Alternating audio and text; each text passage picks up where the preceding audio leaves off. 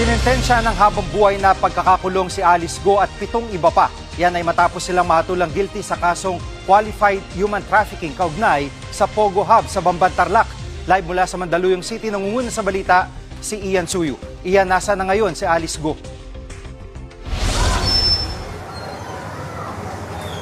Jiggy, pinag-utos na nga kanina ng korte ang paglipat kay Alice Go mula sa Pasig City Jail patungo dito sa Women's Correctional Facility sa Mandaluyong City. Pero sa mga oras na ito, hindi pa natutupad ang kautusan na yan.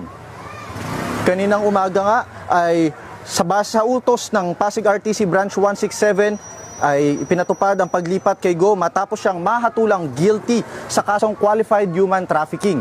Bukod kay Go ay guilty rin ang 7 iba pang akusado. Nasintensyahan sila ng habang buhay na pagkakabilanggo at pinagmumulta ng tig 2 milyong piso kada kaso.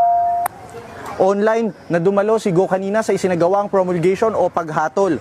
At nag-ugat ang kaso na ito dun sa ni-raid na Pogo Hub sa Bamban, Tarlac noong 1 taon kung saan daang-daang mga Pinoy workers pati mga dayuhan nga yung nasagip. Napag-alaman na si Go yung nag-organize ng human trafficking doon sa Baufo Compound, doon mismo sa kanyang bayan sa Bamban, Tarlac, at ang mga kasama nga din niya dyan ay yung mga akusado na sina Rachel Malonzo Carion, Jamelyn Cruz at Walter Wongrang. Ang 4 na dayuhang akusado naman ang mismong nagsagawa ng human trafficking.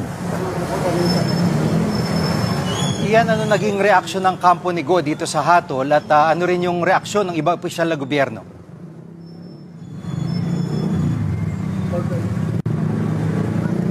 Jiggy, sa ngayon nga, wala pang ibinibigay na pahayag yung legal counsel ni Go at hindi rin natin alam kung ano yung kanilang magiging susunod na legal na hakbang tungkol dyan sa issue na yan. Pero ang Presidential Anti-Organized Crime Commission o PAOK ay natuwa nga sa naging resulta ng sintensya at ayon sa kanila, malaking bagay daw ito at nakuha nila ang hustisya. Pakinggan natin ang naging pahayag ni PAOK Chief Benjamin Acorda. It is something symbolic para sa bansa to. What we thought before as parang imposible, ngayon napatunayan natin that sa pagkakaisa ng bawat ahensya, pagtutulungan, and with all the dedication and sincerity, nothing is impossible. Ang masasabi ko lang with this victory, it is not just a victory for the government, but a victory for the victims,